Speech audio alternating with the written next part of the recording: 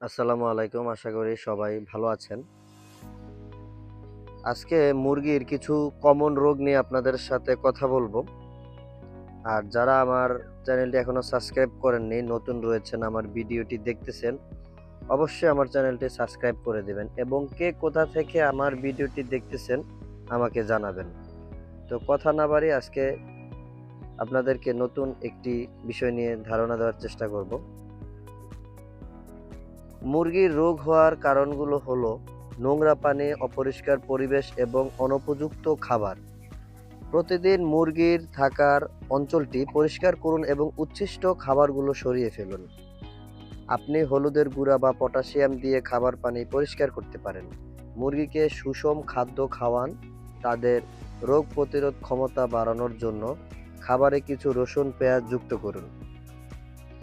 তিক্ত ঔষধে গাছের পাতা অন্ত্রের পরজীবী প্রতিরোধ করতে সহায়তা করে। পেঁপের সাদা আঠা, সুপারি বা ডালিম ফলের খোসার সাহায্যে মুরগিগুলিকে কৃমি মুক্ত করতে পারেন।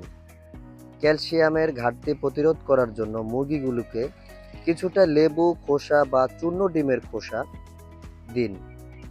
বাহিরের পরজীবী তাড়ানোর জন্য মুরগির ঘরে সুগন্ধি পাতার একটি ছোট তোড়া বেঁধে রাখুন। আজকের ভিডিওটি এই পর্যন্ত। সবাই সুস্থ থাকবেন, ভালো থাকবেন। শেষ করলাম ভিডিওটি।